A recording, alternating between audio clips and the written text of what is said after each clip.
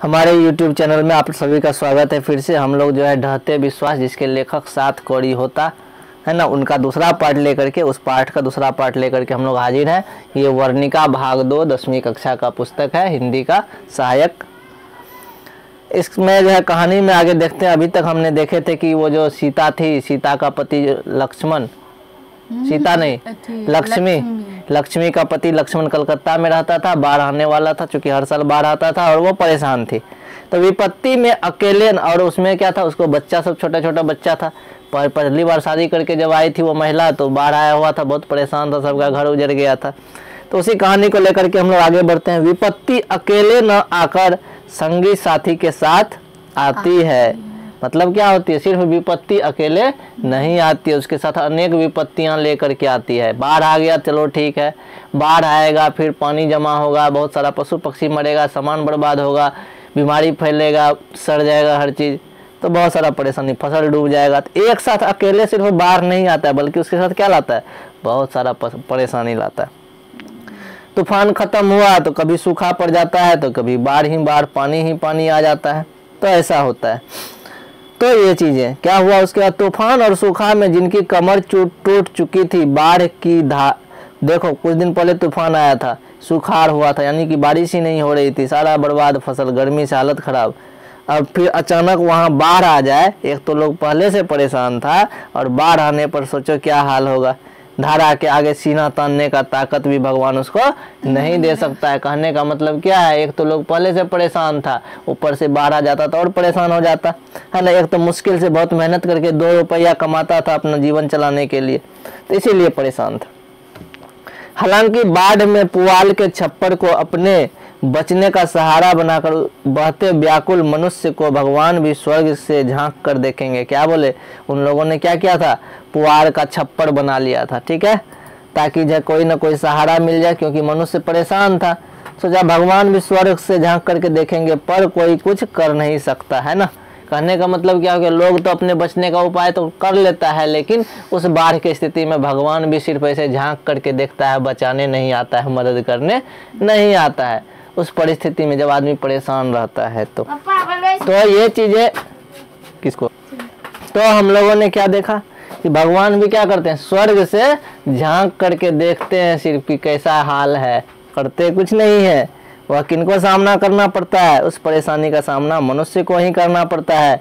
विधि के निर्देशों को हमेशा मानता आया है मनुष्य क्या करता है, जब भी जो परेशानी आता है, 2 बार छप्पर पर से टीन उड़ गया, एक बार फिर बांध दी और टीना बांस लेकर के फिर उड़ गया, जाकर के जो है सुपारी का गाछ काट दिया।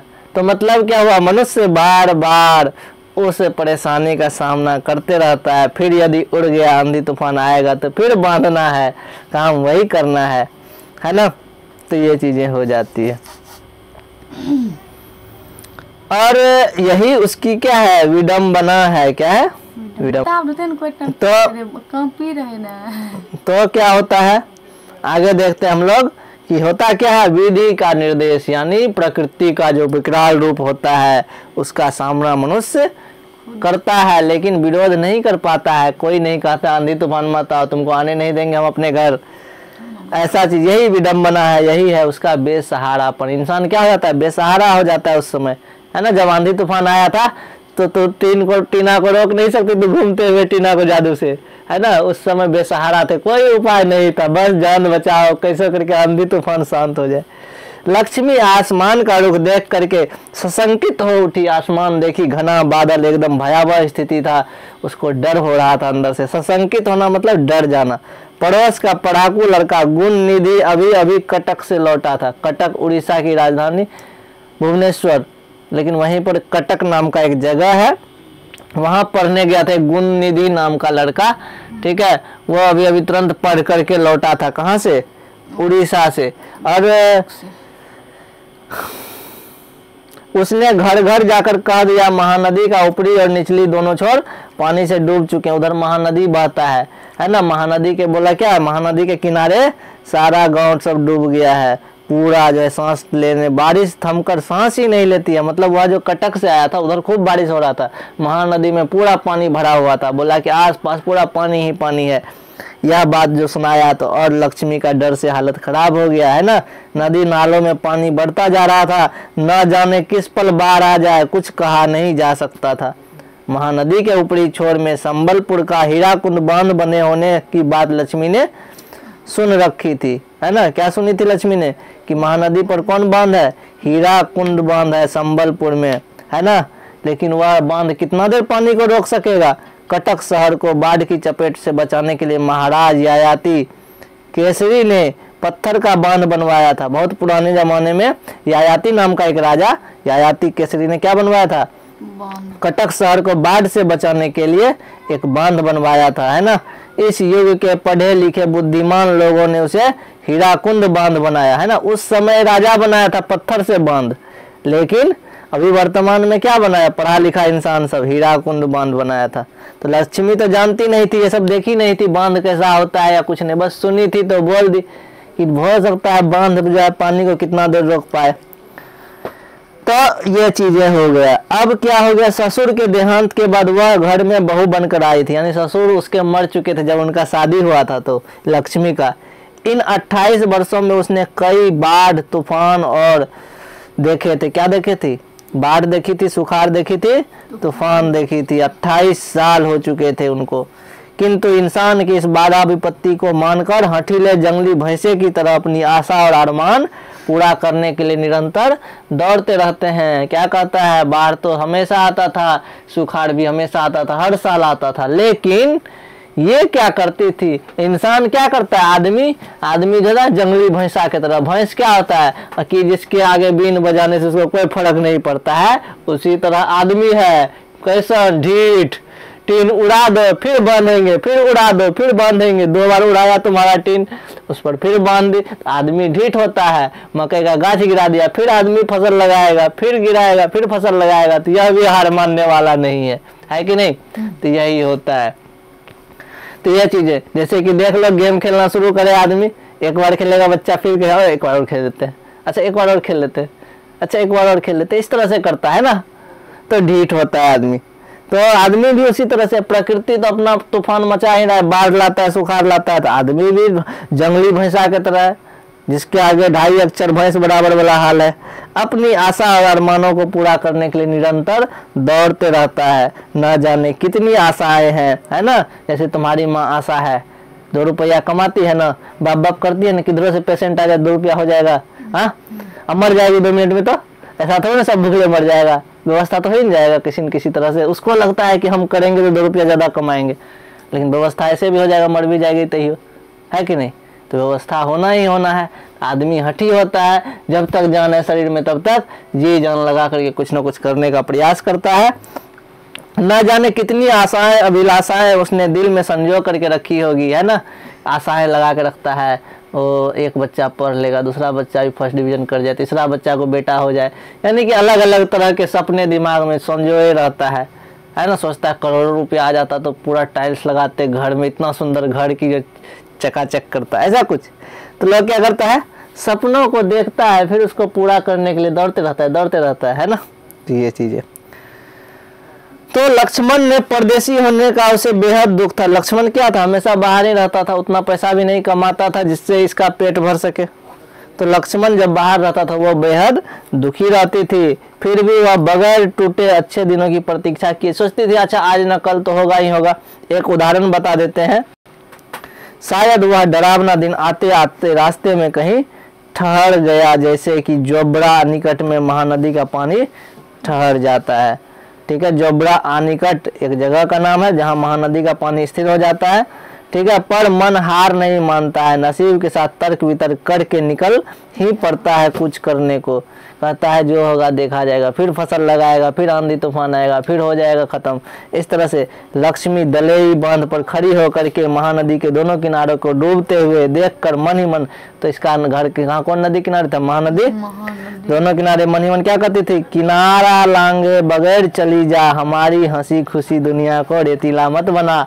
मन ही मन क्या बोलती थी नदी को कि तुम किनारा को पार मत करो, नदी है ना बीच में पानी बहता है ना, दोनों किनारा को पार मत करो, बिना पार किए हुए तुम यहाँ से आराम से चले जाओ, हंसी खुशी हम लोगों के घर को रेतीला मत बनाओ। दुनिया को सुनसान मत बनाओ, ऐसा मन ही मन ये कहती थी। किससे? नदी से। तब क्या हो गया, गांव के लड़कों को इकट्ठा करके गुण निधि ने स्वेच्छा सेवक दल का गठन किया। कौन? वही गुण निधि जो कटक से पढ़ के आया था। वो लड़का क्या किया, गांव के और सभी लड़कों को इकट्ठा किया और उससे क्या बनाया, स्वेच्छा सेवक दल, एक दल का गठन किया लड़कों के साथ देने के लिए। बूढ़े भी कमर कस के निकल पड़े, जो उम्र दराज लोग थे। सोचा कि ऐसे ही बाढ़ में डूबना है, मरना ही है, तो कुछ किया जाए। यह तो किसी एक का काम नहीं है, चूंकि पानी आएगा तो सबका घर डूबेगा। पूरे गांव में फैल गई है बात, यह बात की बाढ़ आ रही है। सब जान गया कि बांध टूटेगा और बाढ़ आएगा।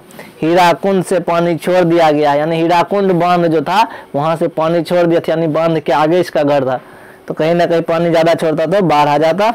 हीराकुंड बांध से पानी छोड़ दिया गया था। बांध टूटने की आशंका थी, लोगों की सहन शक्ति और मन में दंभ यानी डर था परखने के लिए नदी के वक्ष को व्यापक करते हुए बारिश का पानी भी बढ़ता जा रहा था, यानी खूब बारिश हो रहा था, बारिश बंद ही नहीं हो रहा था।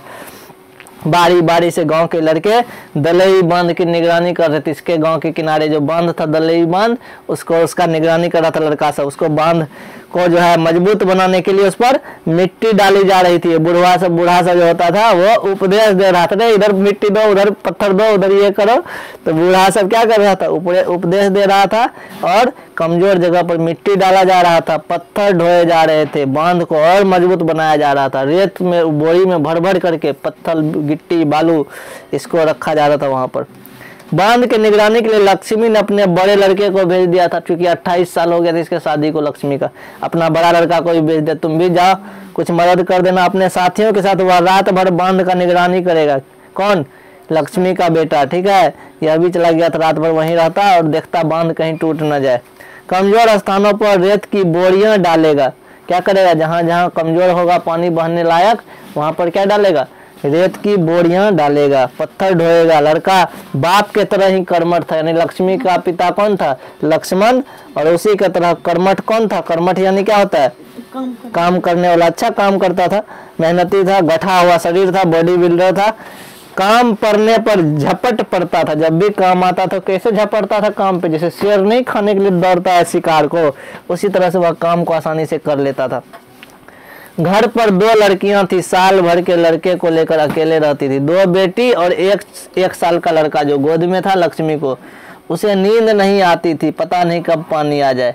नींद, नदी की आवाज और बारिश की झिमझिमाहट, नदी जो बहता था उसका भी आवाज कान तक आता था, क्योंकि जस्ट बगल में ही घर था।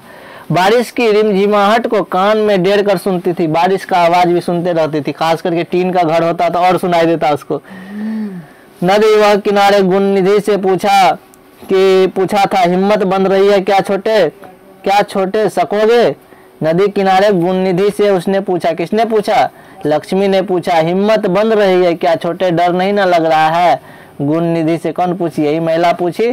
क्या कर सकोगे ये काम? गुणनिधि ने क्या बोला?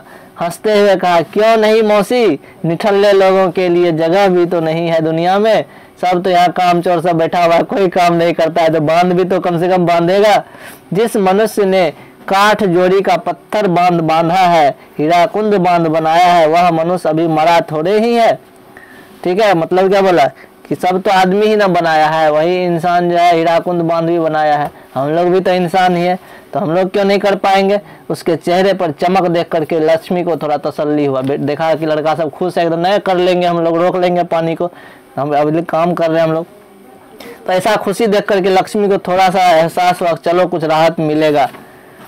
कुछ भी कहो, पढ़ लिख कर नालायक नहीं निकला। मन ही मन क्या बोली, चलो कुछ भी हो, पढ़ लिख करके कम से कम नालायक तो नहीं हो तुम लोग। पैंट शर्ट उतार करके कांच लगाकर अन्य 25 लोगों के साथ कमर कस में जुटा हुआ था। पैंट शर्ट नहीं पहना हुआ, सब लंगोटा टाइप से पहन करके एकदम कमर कस के जुटा हुआ था। कमर कसना मतलब क्या होता है, बढ़िया से एकदम काम में लगा हुआ था। बड़ा लड़का अच्युत भी पल भर नहीं बैठता था। तो लक्ष्मी का बड़ा बेटा का नाम क्या था? अच्युत था, जो कि बॉडी बिल्डर था एकदम अच्छे से, बाप के तरह ही कर्मठ था।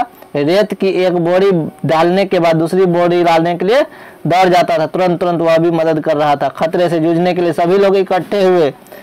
सरपंच ने गुणनिधि से कहा, तो जो सरपंच था उसने गुणनिधि से क्या कहा, घर घर खबर पहुंचवा दो कि सब सतर्क हो जाए, सब अलर्ट हो जाए कि बारिश आने, बाढ़ आ सकता है। बाढ़ का पानी बढ़ता ही जा रहा था, कल शाम तक यहाँ पहुंच जाएगा। कहाँ? उसके गांव में। दूसरे दिन सुबह एरसमा बाली कूदा, एक मुंह से दूसरे मुंह होती हुई यह बात हवा के चारों ओर फैल गई। किसी को भी प्रचार नहीं करना पड़ा, बुलावा नहीं देना पड़ा। गांव के युवक बाढ़ के पानी का मुकाबला करने के लिए निकल पड़े। सब एकदम कूद फांद करके कहाँ चलने लगा? बाढ़ को रोकने के लिए, ठीक है ना।